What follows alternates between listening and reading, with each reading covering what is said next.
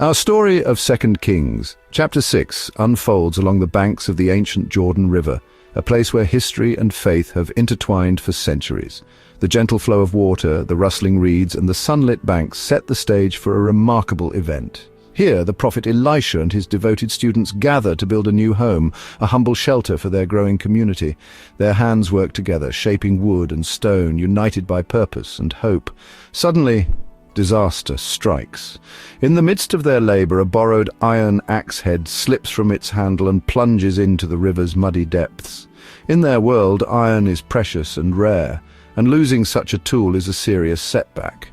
The man who borrowed the axe is filled with worry and dread. He turns to Elisha, his voice trembling as he explains what happened. Elisha listens with calm assurance, asking gently where the axe head fell.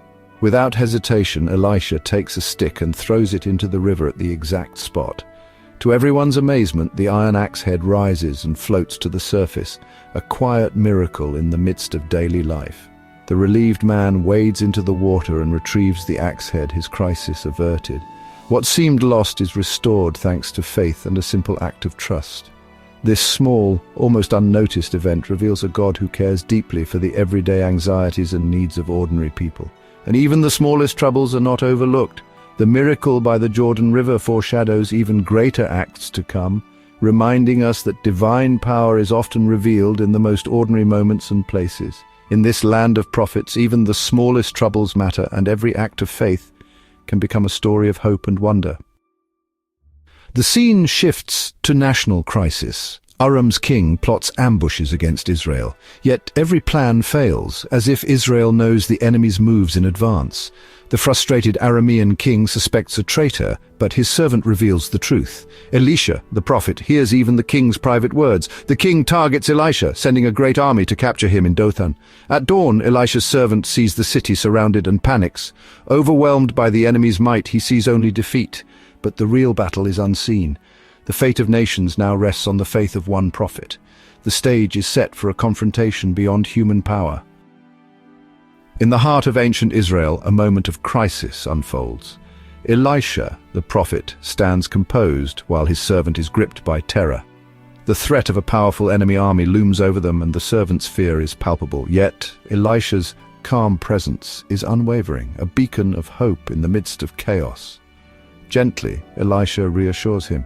"Don't be afraid," he says. "Those who are with us are more than those who are with them." His words carry a quiet confidence, hinting at a hidden strength that the servant cannot yet see. Elisha prays, asking God to open his servant's eyes. Suddenly, the servant's vision is transformed. He sees the hills ablaze with horses and chariots of fire, a vast invisible army of angels standing guard, ready to defend them. Overwhelmed by this miraculous sight, the servant's fear melts away, replaced by awe and wonder at the divine protection surrounding them. As the enemy army draws near, Elisha prays once more. Instantly, the soldiers are struck with blindness and confusion, unable to find their way or recognize their surroundings. Helpless and disoriented, the enemy soldiers have no choice but to follow Elisha. He leads them straight into Samaria, the heart of Israel's capital, where they are completely at his mercy. The once mighty army is captured without a single weapon raised, their strength undone not by force but by faith and wisdom. Divine intervention, not violence, brings peace to the land. The people rejoice, grateful for a victory achieved without bloodshed. Through the prophet's unwavering faith, a deeper reality is revealed, one where hope and mercy triumph over fear and aggression. In the end, it is mercy, not might, that defines what happens next.